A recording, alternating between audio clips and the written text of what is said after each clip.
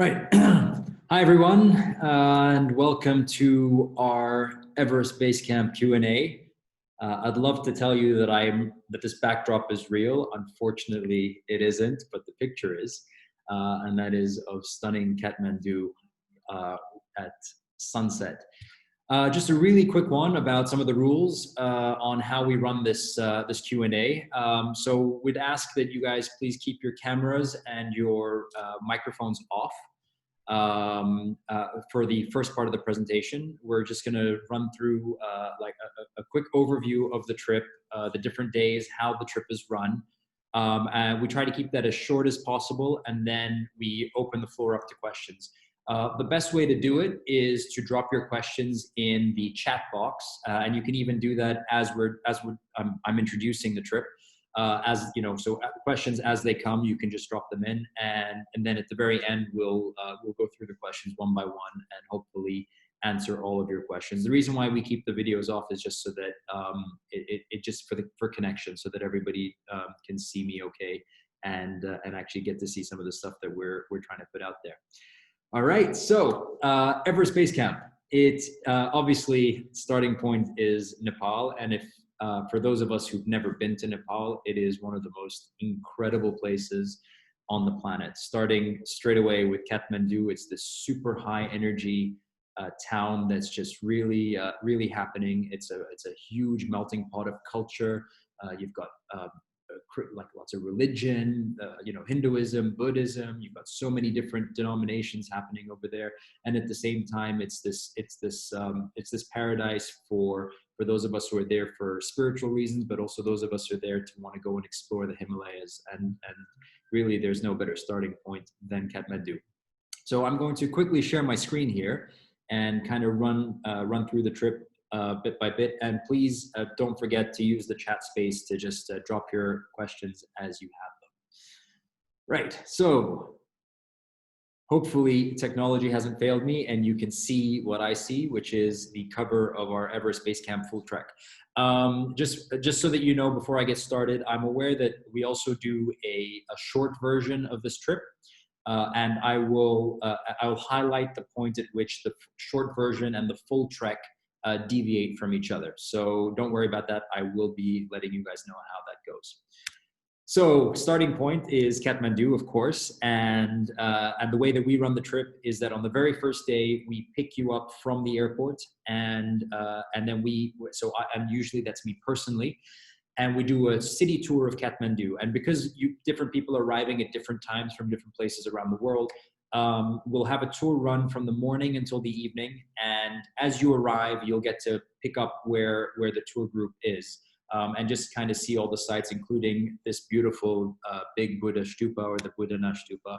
And this is, of course, Dubar Square, which is one of the highlights, where you can also see the Kumari, the living goddess, and the monkey temple, which is famous. Everybody loves to go to Monkey Temple.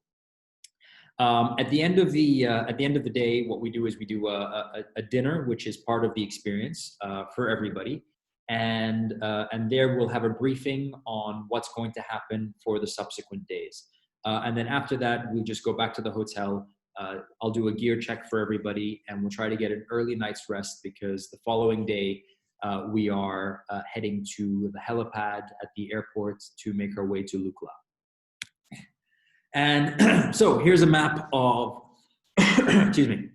Here's a map of the experience, starting in Lukla all the way at the bottom, and then we make our way all the way to Everest Base Camp, which you can see at the top of your screen, and that's right at the foot of Mount Everest, which you can see slightly to the right. The first day is, there are two parts to the first day. The first part is obviously flying to Lukla, because Kathmandu is quite far away from Lukla. It's about an hour flight. So we make our way to the airport, and that would be the international airport, where we're going to board a helicopter. Flying into Lukla with Life Happens Outdoors is exclusively by helicopter. We understand that a lot of other operators will fly fixed wing into Lukla, but we don't do it because we think that it's an unnecessary danger. We much prefer to fly in on helicopter. The other reason for flying in on helicopter is that Lukla Airport is notorious for suddenly shutting down because of fog, and that can be okay on our way up because we can make up those days. But for those of us who need to get back down and get back to our work schedule, and our days off that we've taken out for this trip, flying fixed wing can be a bit of a big question mark. So we'd rather just have the certainty of helicopter flight. And the flight is gorgeous. As you can see, we fly over the lower Himalayas into the Sulu region and finally to Lukla, which is at the Kumbu region. And from the helicopter itself, you'll see some of the big sites, including Everest and Choyoyu in the distance. Once we land at Lukla, we immediately start trekking, and the first leg of our trek is from Lukla to Fakting. The beginning part of the experience is actually we are immediately in the big mountains, but we're quite low down, so you can see up into the beautiful spectrum of high altitude glaciers. But we're still very much down in the forest, in the alpine forest, as you can see. And as is typical with trekking in the Himalayas, there are lots of these suspension bridges that we'll be passing, especially in the early days. Trekking to Fakting is really fun. It's quite an easy introduction. Amazingly, there's a lot of downhill, although we are heading up in general. But heading to Fakting, it's a lot of flat, a lot of downhill, not too much uphill on the first day. And we pass through a lot of villages. As we start to get higher up, the villages start to become fewer and further between. But between Lukla to Namshi Bazaar, we're going to find that actually we're mostly walking through these really beautiful villages in the Kumbu region.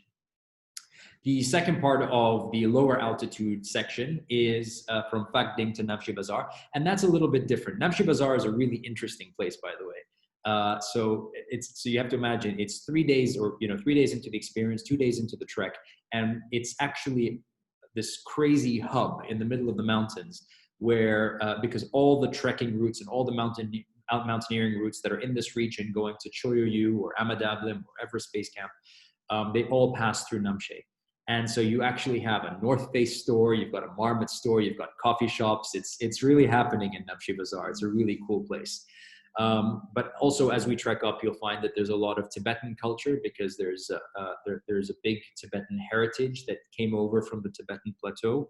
And there's a lot of similarities between Sherpa culture and Tibetan culture. And this is some of the scriptures that you find engraved on the rock that's in Tibetan. And of course, this is these are one of the famous bridges as we're making our way up to Namchi Bazaar. So we breached today the 3,000 meter mark as we reach this high altitude, awesome space. And here's a picture of Namchi Bazaar, so you have an idea. It's really not a village. It's more akin to a happening town. The facilities here are quite well equipped. We use an accommodation here that has electric blankets, so it's really warm. And the food is actually quite interesting compared to elsewhere on the trail. So there's a sushi restaurant in Namchi Bazaar, believe it or not, but I wouldn't recommend it.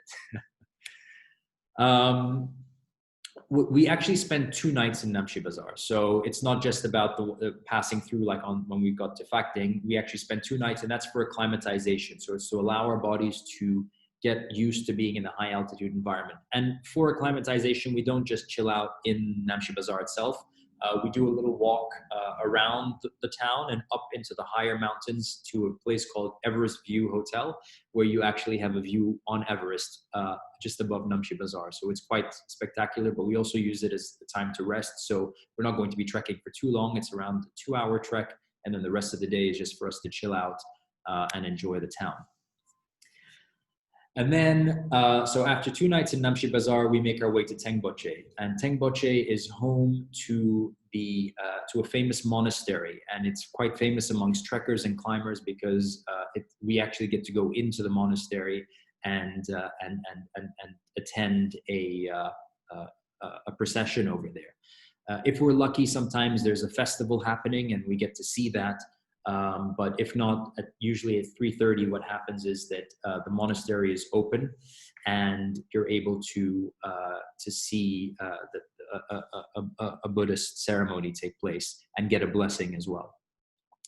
This is the trail towards Tangboche, and you can see that immediately once we come out of Namshi Bazaar, we start to see the high altitude mountains. So on the right-hand side, you can see that's Amadablam.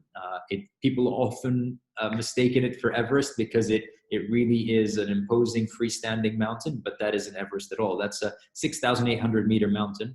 All the way in the back there, you see there's a big wall. That's the south face of Lhotse, which is an 8,000 meter mountain. And tucked all the way at the back on the far left side, you can see there's a triangle, a black triangle that just pops its head. And that, my friends, is Everest, 8,848 meters of it.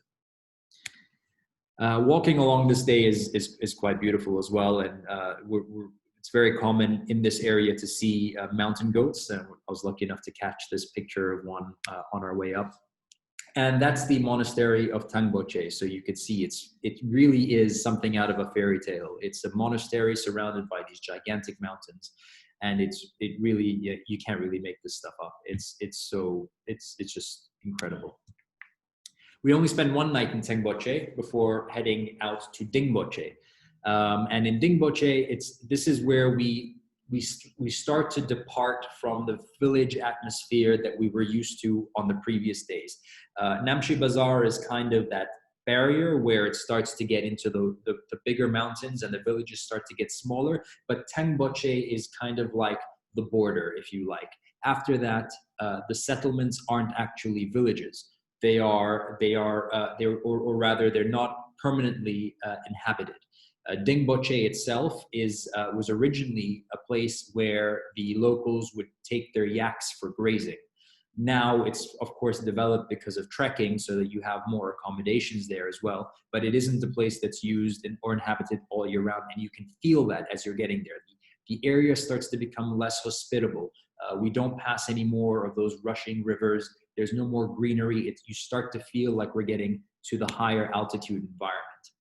And this is on our way to Dingboche, where we pass right at the base of Amadablam, and it's quite a classic picture. And up on the bridge up there, we have three of our own team members from our last trip. That's Hema, Maurice, and I believe that's and Lama at the back over there. And this is actually quite a classic picture. When you're in Kathmandu, you find a lot of artist impressions of this location, because it's unique with the bridge that passes over the mountain when you take a picture of it from below.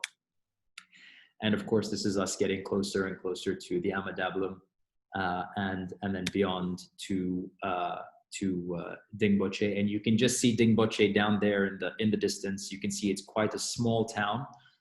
Not really as developed as what we had seen previously, and right up at the base of Lhotse. And this is another picture of Amadablam from the Dingboche side.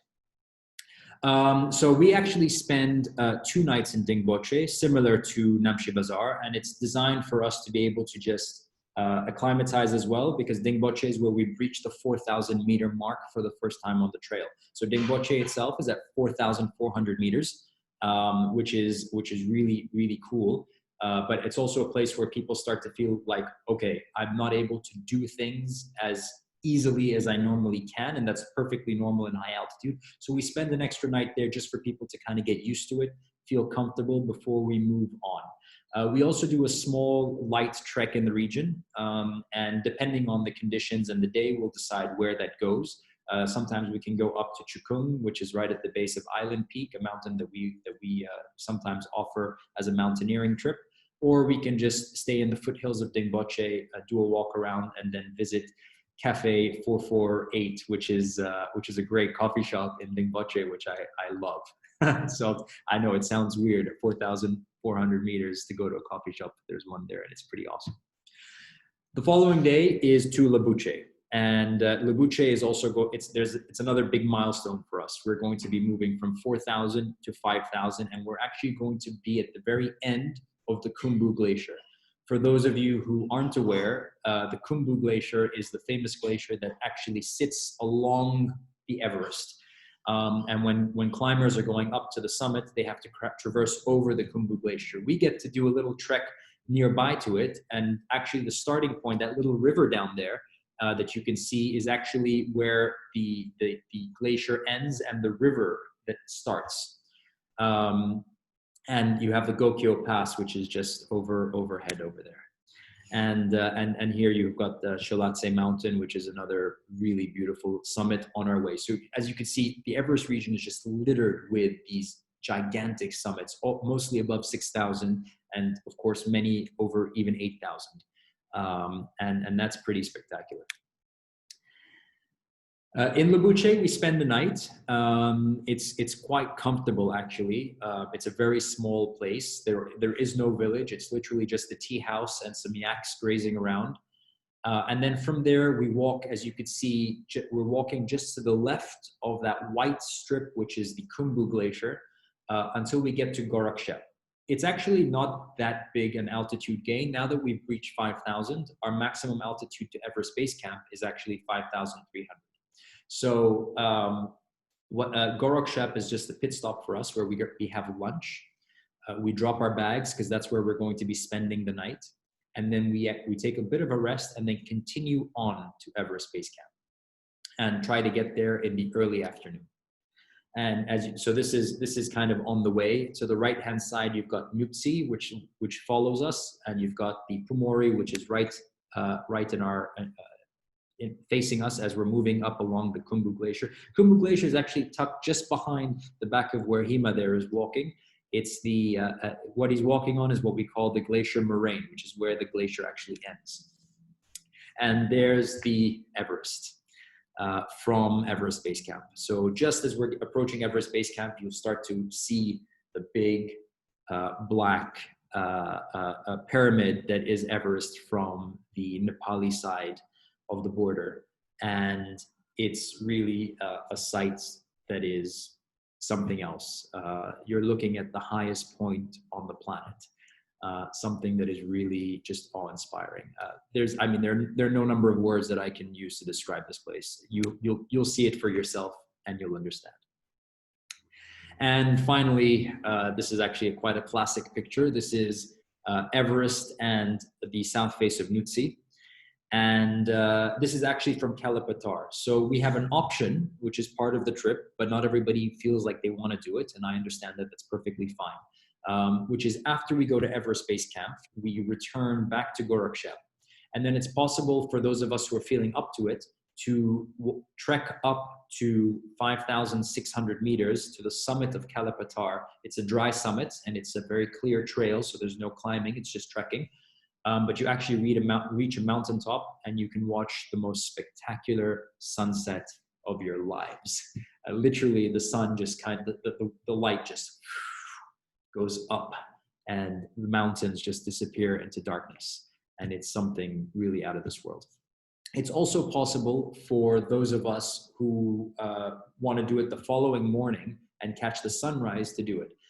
Sunrise is also spectacular, but sunset is, in my mind, it's more magical because of the direction of the sun. The sun would rise behind the mountain, so you're actually going to be in the sun, and you don't get the beautiful colors that you get when you see it at sunset. But both options are on the table, and I'm happy to go up 3 times if people want to. Right. So just to quickly wrap up on this portion, for those of us who are doing the short version of this trek, this is where we leave each other. So we spend the night in Gorakshep all together. Then the following morning, after those of us who want to go to Caliphatar do and return, then it's possible for us to have a helicopter at Gorakshep that will take us to Lukla. And then we will disembark in Lukla, board another helicopter to Kathmandu.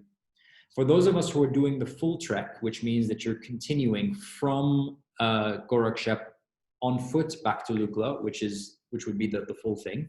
I've highlighted the places that we'll be staying on the way back, and there's no need to stay 2 nights at any one place. So we'll be staying in, obviously Gorakshep is the night that we all spend together.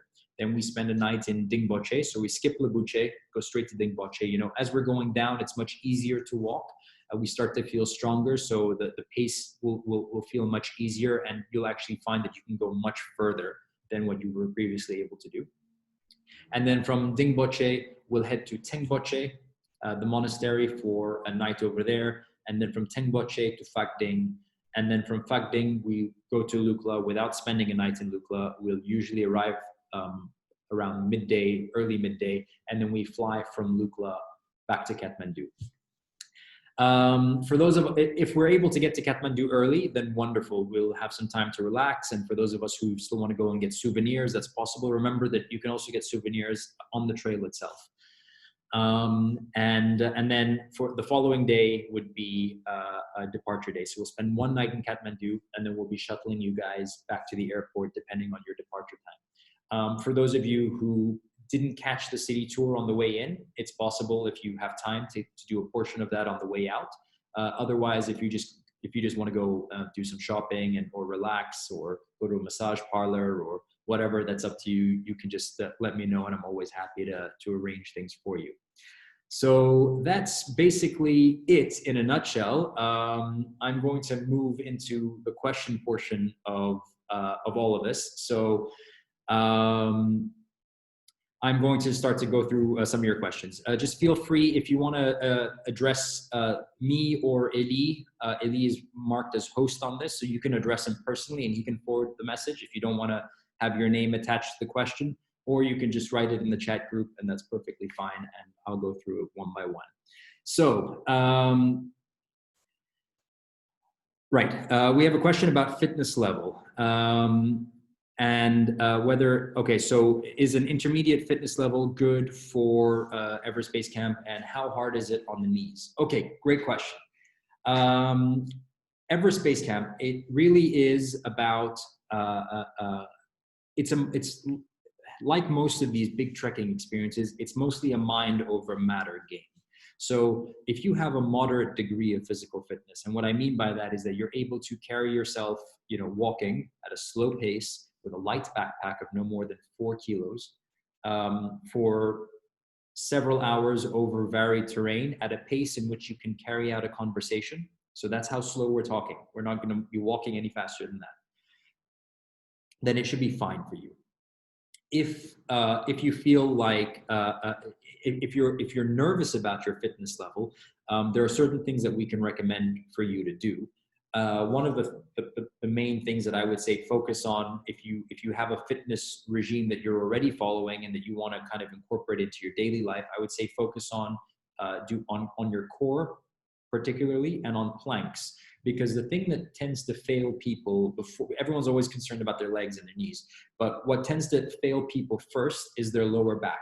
And that's usually a product of having not being used to carrying something on your back. So having a strong core does wonders for that. And there's nothing really worse than walking with a lower back pain. It really does ruin the experience. So I would recommend that. For knees, going uphill, we never usually have problems with our knees because, you know, you're walking slowly, we're walking up. The pressure tends to come on the way down. And that's where we highly recommend using trekking poles, 2 trekking poles, not just one. And when we're on the experience, I'll show you how to use those trekking poles to keep the pressure off your knees. Because trekking poles, people tend to think, oh, you know, amateurs use trekking poles. It's like, no, I use trekking poles. Anybody who wants to be in the mountains for a long period of time in their life and do several experiences will use trekking poles because it's there to save your knees and it's there to take the pressure off as we're going down. So I'll show you how to use them properly so that you don't have that problem. But yeah, like I said as well, we provide a fitness program which you can incorporate at home. It has everything that you need. You don't need to be a super fit athlete to do this. You'll find people who are retired, and this is on their bucket list, and they'll be at Everest Base Camp laughing and having a great time. And you'll see young people as well who are there, you know, who are athletic and there to do climbing or big mountain trekking. And so you kind of have everything over there and everyone in between. For us, we run our trips, you know, so that people who are doing this sort of thing for the first time can feel as comfortable as possible. And for those of us who are more experienced, to be there to enjoy the experience rather than to kind of push ourselves to get up there and injure ourselves. That's not the point. We're having our holidays, so that's really it. I hope I answered your question. If you have another one, just feel free to follow up. Right. So there's another question here. Is there an option to go higher than Everest Base Camp? Yes, but not on Everest itself. So to climb, we actually trekked to Everest Base Camp, which is at 5,300 meters.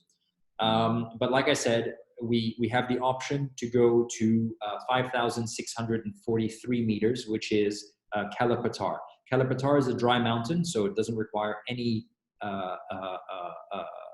technical equipment or anything other than what we've been using to trek. It's just a little bit of a push to get up there in the higher altitude environment. And there you have the spectacular views, 360 of the whole Kumbu, the eastern Kum, and the beautiful Kumbu Glacier as it comes down the valley.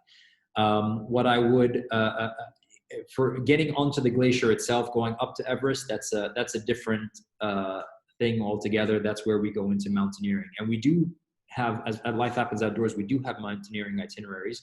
One in particular that we do with Everest Base Camp is the Island Peak, which is just above Tangboche, where it's possible to stay for 4 extra days and do a mountaineering itinerary. But that's a different itinerary altogether, and we'll have a Q&A specific to that at another time, because that's a whole other discussion. Then we got a question over here, which is, what is the weight requirement for baggage on the trek and the helicopter flights? That's a great question, actually. I will have to double check that for you. But we have a recommendation of no more than 12 kilograms for the duffel bag, right? And and for the purpose of the helicopter, 6 kilos in the backpack. You will not be able, but then when we're actually trekking, we recommend that you have 4 kilos. So that's 12 kilos. So that's 18 kilos in total. You shouldn't really need that much anyway, because a lot of our stuff is reused. And if you look at the gear list that we provide, we specifically provide the number of each item that you need. So it's unless you attach weights to them, they shouldn't be more than that. Yeah, so that's to answer that question. So 18 kilos in total on the helicopter. That's 12 kilos in the duffel bag, 6 kilos in the backpack, which would be on your lap. Right. So there are a couple of questions over here, which I'll work through one by one. What is the expected weight each person is required to carry on the trek? Right. So I think I just answered that, which is it's around 4 kilos in your backpack. Everything else goes in the duffel bag, and that goes with the porters and the yaks. And we meet it. Your stuff in the duffel bag will meet you at every village every day. So you'll always have access to your duffel bag, but not in between, not during the trek. So in the morning, you'll have access to your duffel bag, so you can take stuff out, change, whatever you need to do. And then you pack your duffel bag, that gets carried to the next village. And then once we check into our accommodation over there, you'll have access to it again. And then it'll just be on repeat, on repeat. For those of us who are flying back from Gorakshep to Lukla, we'll have their duffel bags will fly with them on the helicopter. For those of us who are trekking back to Lukla, we'll have our bags with us like on the way up. And then there's another question over here, which is, what is the average size of the tour? Yes, cool. So that's a good question. For us, we cap the number at 12. That's the maximum number of people that we take on any trip. Of course, the more technical the trip, the less we can take from that. So usually, like, our mountaineering itineraries can go all the way down to 1-to-1 or 2-to-1. But for our treks, and Everest Base Camp is one of those, we take a maximum of 12 people. We feel like it's a big enough group size so that people get to meet other people and get to mingle and mix and have a really vibrant group from different places around the world, which we love. That's one of the reasons why we love what we do. But it's also small enough so that we don't break up into mini subgroups, and also everybody gets the personalized interface with the guides and with me and with everybody who's there to support you as is needed. I think that if you're more than that, what tends to happen is that some people will inevitably get neglected, and we don't want that at all. Another question here is, do you carry oximeter, oxygen, and are we required to bring our own? Yes, so we have an oximeter with us. We do a daily check on everybody from Namshi Bazaar onwards. So once we've reached 3,000 meters, we'll be doing a daily oximeter check on everyone, and just a kind of a general physical to make sure that everybody is feeling okay and that you guys are doing great. We have our own emergency oxygen, which we carry with us. And so you're absolutely not required to bring any of those with you. We will be, everything that is heavy equipment, technical equipment, that's on us. The only thing you need to worry about in terms of what you need to bring that isn't just the gear you're wearing are perhaps like meds that you're used to. So if you're an Advil person or a Panadol person, we'll have painkillers with us in our kit, but if there's something specific that you prefer to take, then maybe get that with you. If there's something like we have medication for people who get an upset stomach, but if there's something specific that you take or that you know works for you, then bring that. But you don't need to bring anything for oxygen related illness. And actually on that note, I know this isn't one of the questions, but I'm just going to quickly talk about it since we're already having this discussion, which is Diamox. Diamox is, I'm sure that anybody who's researched Everest Base Camp and illnesses related to altitude have come across Diamox. Diamox is a blood thinner, and traditionally it was used by, in former times as a preventative means of keeping the symptoms of altitude sickness at bay.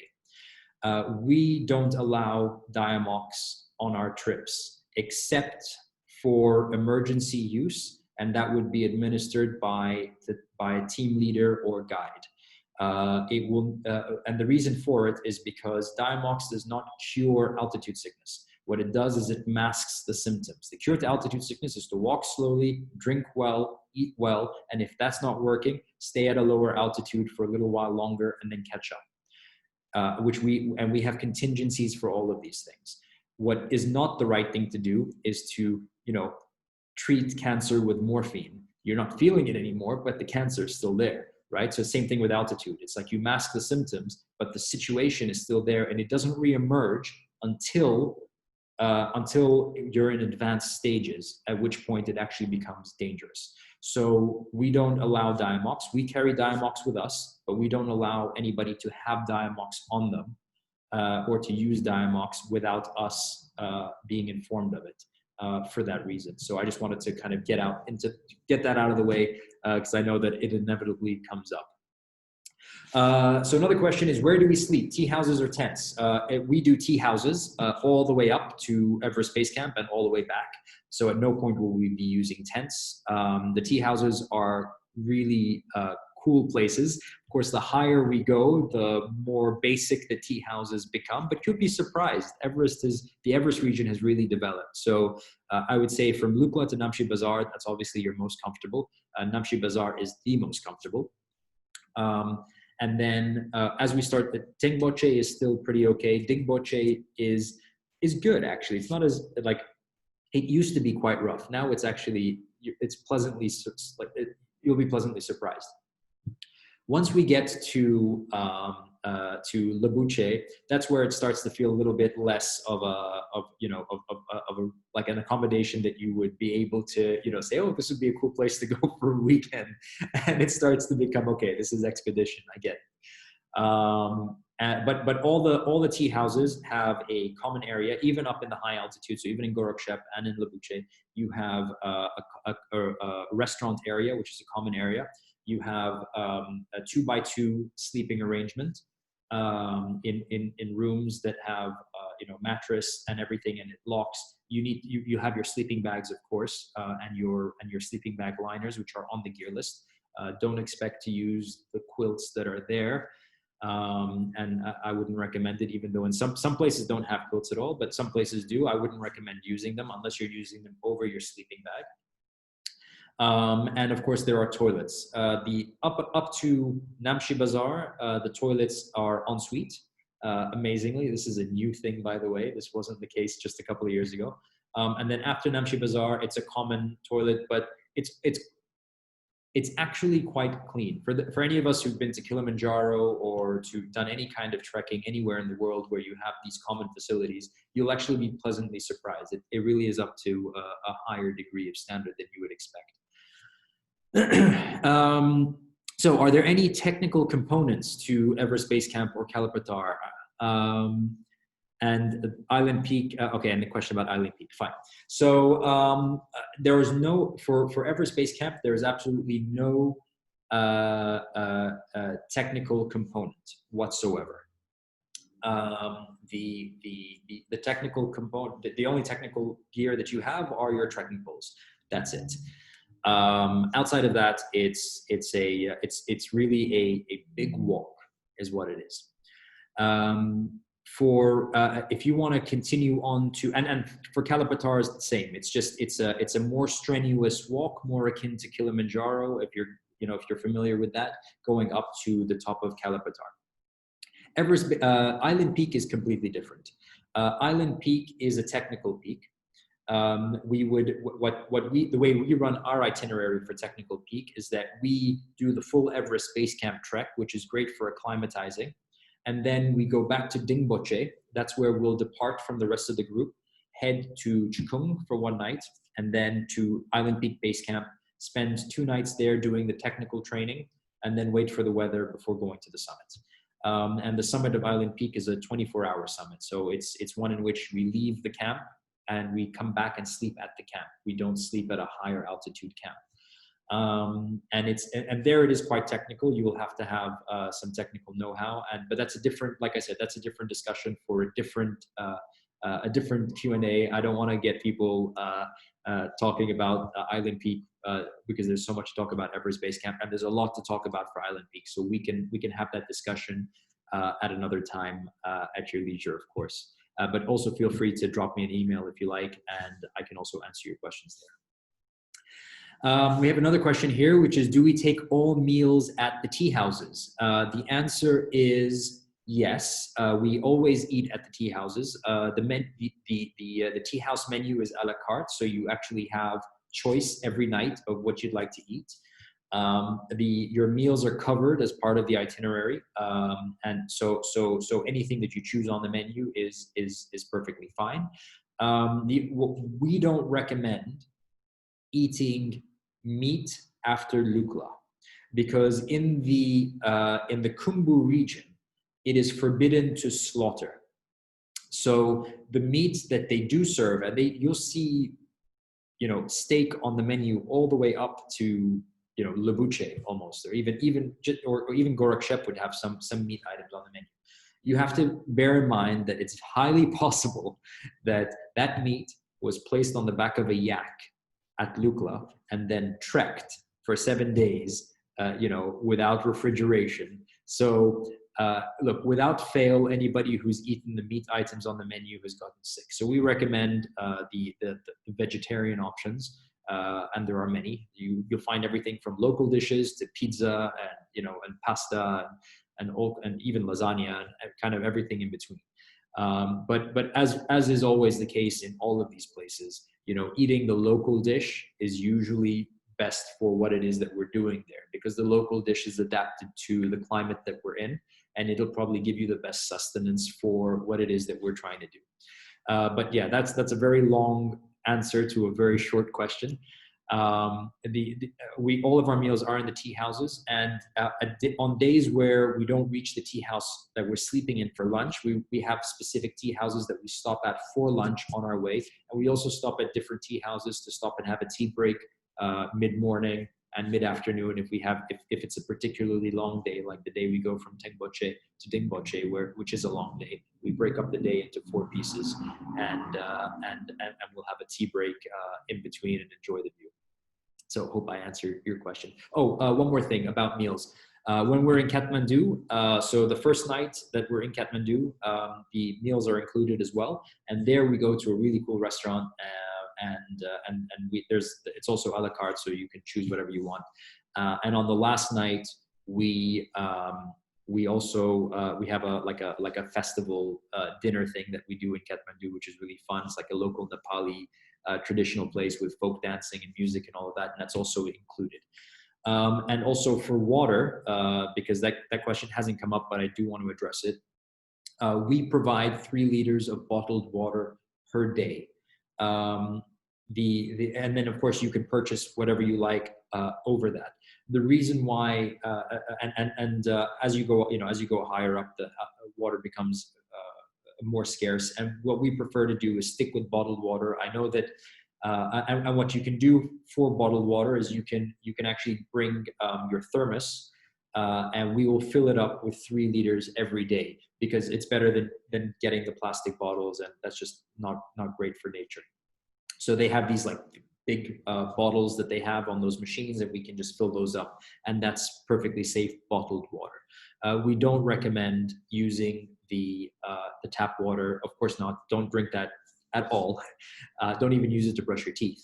But there, you have those pens that you can put in that make the water, sterilize the water.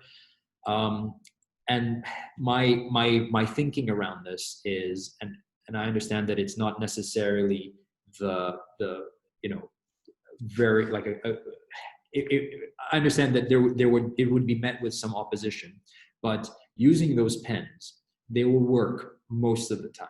But you have to understand that on a 14-day trek, and if you're doing Everest Base Camp, the full loop, that's 14 days. On a 14-day trek, if that thing fails one time, that's immediate dysentery. And that's something you don't recover from right away. That's like, that can ruin, especially if you get it in the early days or midway through, that's just gonna ruin the rest of your trip. So let's stick to bottled water. That's the best thing to do. And we provide it, so it's not even a consideration. We take care of that. Right, so another question is, how cold does it get at Everest Base Camp? Well, luckily we arrived to Everest Base Camp during the day when there's sunlight. So it's cold, but it's not freezing. It'll usually be somewhere around 0-ish. In the sunlight, it can feel quite warm. I remember taking off quite a few layers, when I was there. So I wouldn't worry too much about the cold at Everest Base Camp itself. But on the trek, of course, during the day, it can be quite warm. If there's no cloud cover, it can be a few degrees over at the higher altitude. In the lower altitude, we'll be in shorts and a t-shirt. So I would say up until Namchi Bazaar, most of us will be in shorts and a t-shirt. What tends to happen is at night, the temperature change is quite dramatic, even in the low altitude. So in the lower altitude, we can feel it'll get to around 0, maybe a little bit below. In the higher altitude, so I would say Namshi Bazaar onwards, we can start to experience temperatures as low as -5, -10. But remember that we're talking about nighttime when we're already inside and we're already in the tea houses and the common areas that are very warm. So we don't really get that big exposure to the elements that you would do if we were doing a mountaineering itinerary where we have to move at night. Since we're moving during the day, it's quite tame. But if we do get weather, and it's very possible in 14 days to get weather, we should be prepared to deal with something close to 0 during the day, maybe a little bit below with the wind chill.